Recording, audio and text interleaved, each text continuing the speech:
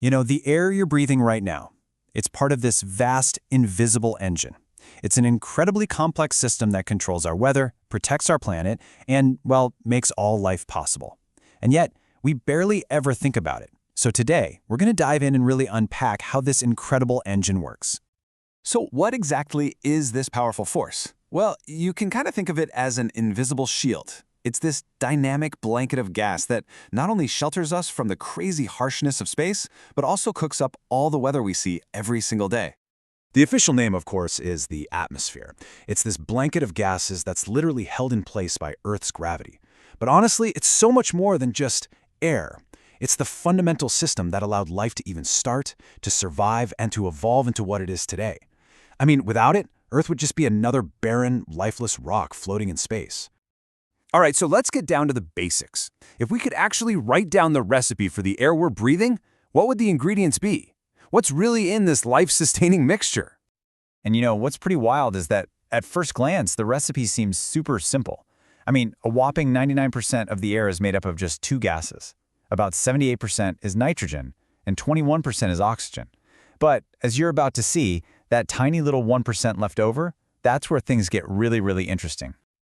But hey, let's not just brush past the big players here. Nitrogen is way more than just a filler gas. It's there to dilute the oxygen, which basically keeps things from bursting into flame all the time. Plus, it's an absolutely essential building block for our proteins and DNA. And oxygen, well, we all know we need it to breathe, but it also fuels fire, and crucially, it's what forms the protective ozone layer.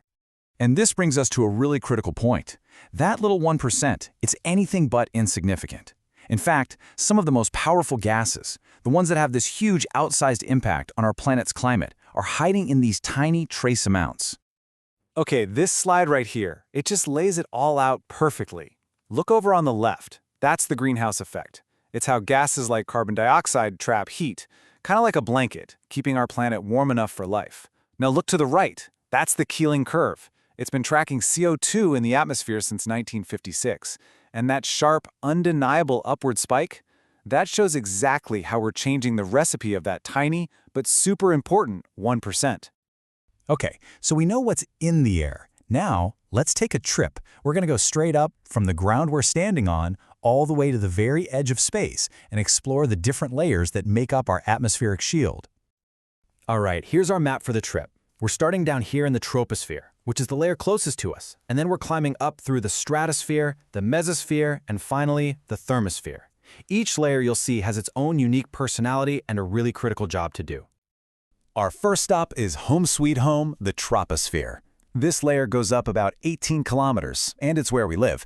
It's where all the action is. All the clouds, the rain, the snow, the storms, it's all happening right here. And as you go up, it gets colder, dropping about 6.5 degrees Celsius for every kilometer you climb. Okay, moving on up, we hit the stratosphere, which goes up to about 50 kilometers. And then something really weird happens. As we go higher, it actually starts to get warmer. Why? Well, this is the home of the famous ozone layer. It's basically absorbing all that harmful ultraviolet radiation from the sun, acting like Earth's natural sunscreen. Climbing even higher, we reach the mesosphere, which takes us up to about 80 kilometers. And man, you'd better bring a jacket, because this is the coldest part of the whole atmosphere. We're talking temperatures down to minus 100 degrees Celsius. Its main gig? It's our cosmic shooting gallery, our shield that burns up most meteors before they ever have a chance to hit the ground. And for our last stop, the thermosphere. The temperatures here just skyrocket because of all the intense solar energy. This energy creates these charged-up particles that do two incredible things. First, they bounce radio waves back to Earth, which is what allows for long-distance communication. And second, when particles from the sun smash into them, they create the auroras.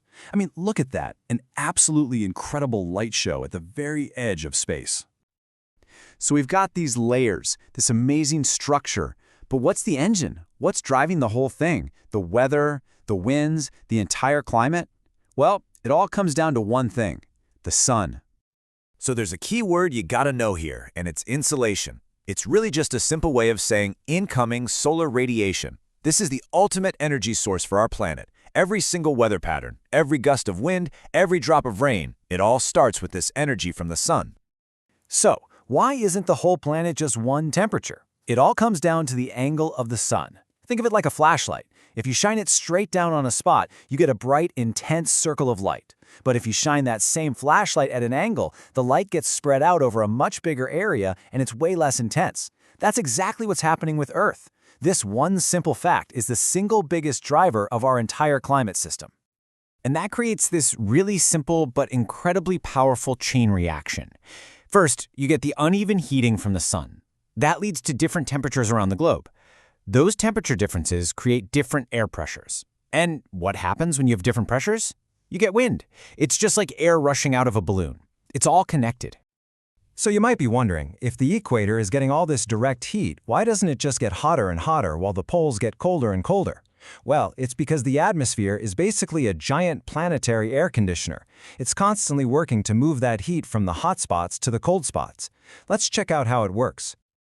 So all that uneven heating creates these big bands of pressure that wrap around the planet. You've got a belt of low pressure where hot air is rising at the equator, and you've got high pressure where cold air is sinking at the poles. It sets up this really predictable, planet-wide pattern.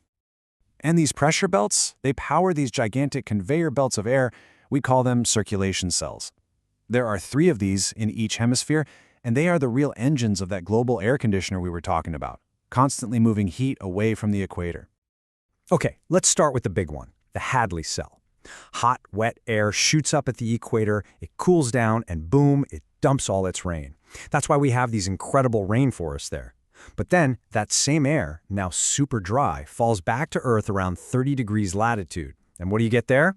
The world's biggest deserts. Isn't that wild? The same system creates the wettest and the driest places on Earth. Then you have the Ferrel cell, stuck right in the middle. You can think of it like a gear, caught between the other 2 cells. It pulls warm air up from the tropics and shoves cold air down from the poles.